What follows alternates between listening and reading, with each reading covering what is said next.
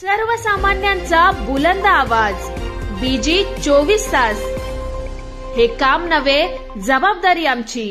या तालुक्यामध्ये खालापूर तालुक्यामध्ये गाव भेटीच्या निमित्ताने आम्ही गेलो। पक्षाची भूमिका 2024च्या निवडणुकीमध्ये सुधा घारेंना आम्हाला आमदार करायचे आणि म्हणून आम्ही गावोगावी गेलो। आमची भूमिका पक्षाची पटवून सांगितली आणि त्याचा परिपाक म्हणून आज आपटी सारख्या ठिकाणी आम्ही गाव भेटीच्या निमित्ताने गेलो होतो।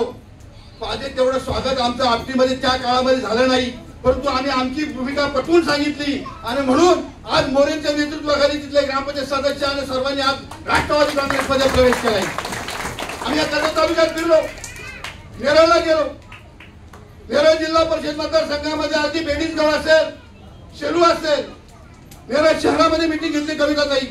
आपण ज्यावेळेला तिकडे होतात आम्ही भूमिका समजून सांगितली आणि गेल्या महिनाभरापूर्वी कविताताई आपण सर्व असंख्य कार्यकर्त्यांसह राष्ट्रवादी काँग्रेसमध्ये प्रवेश केला आणि आज कोंबळवाडी असेल, अन्य वाड्या असतील त्यामधून आमचा आदिवासी समाज आज जागा झालेला आहे आणि म्हणून मला खात्री आहे की 2024च्या निवडणुकीमध्ये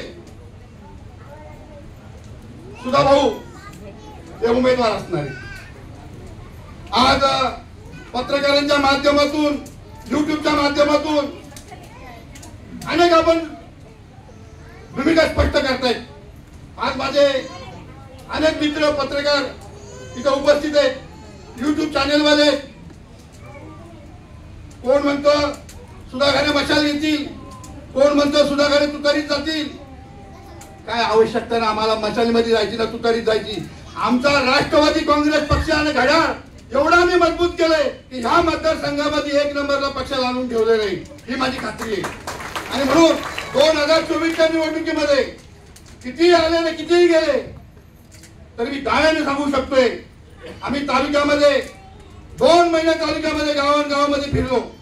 माझ्या स्टेजवरचे सगळे सहकारी असतील, आमच्या महिलांचा पदाधिकारी असतील, आमचे सगळे तरुण सहकारी असतील, खालापूर तालुक्यामध्ये आम्ही फिरलो। अगदी 250च्या टोकापासून आम्ही सुरुवात केली, ती 36 पासून तर खरवाई पासून सर्व टोकापर्यंत आम्ही जांभिवली पासून तर अगदी शेवटच्या टोकापर्यंत गेलो। आम्हाला दाव्याने खात्री आहे राष्ट्रवादी काँग्रेस पक्षाच्या घड्याळ चिन्हावरती सुधाकर घारे हे 2024च्या 2 महिन्यांच्या निवडणुकीमध्ये सामोरे जातील आणि या मतदारसंघाचे आमदार होतील।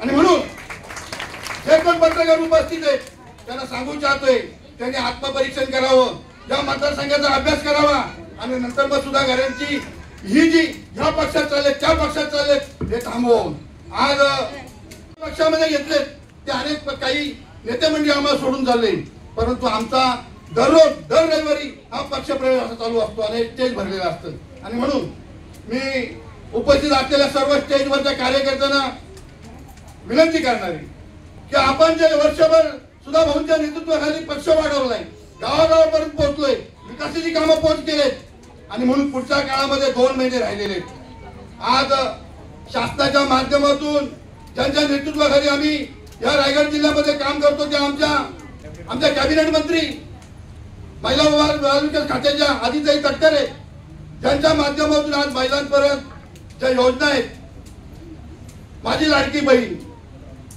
तळागाळातल्या शेवटच्या घटकावर महिलांपर्यंत ते पैसे पोहोचवण्याचं काम झालेले, तरुण तरुणींकरता पैसे पोहोचवण्याचं काम झाले, आज विजेची बिलं माफ करण्याचं काम सुरू झालेलं आहे। आणि म्हणून युती शासनाच्या माध्यमातून त्या महाराष्ट्राचे उपमुख्यमंत्री व अर्थमंत्री अजितदादा पवार आज संपूर्ण महाराष्ट्रामध्ये फिरतात। एक महाराष्ट्रामध्ये अजितदादाची क्रेज निर्माण झाले, त्याच पद्धतीमध्ये या मतदारसंघामध्ये सुद्धा भाऊची पण क्रेज निर्माण झालेली आहे असं म्हणता वावड करणार नाही। आणि म्हणून जे प्रवेश करतात आज आमच्या आपटी ग्रामपंचायतीमध्ये सर्व कार्यकर्ते असतील, नेरळ ग्रामपंचायतीमधील कार्यकर्ते असतील, अन्य कार्यकर्ते असतील, त्यांना विनंती करणार आहे तुम्ही प्रवेश करताय पुढच्या काळामध्ये सुधा भाऊ 2024चा आमदार म्हणून या मतदारसंघाचे निवडून येतील एवढीच मी घातली जातो आणि थांबतो। जय हिंद, जय महाराष्ट्र।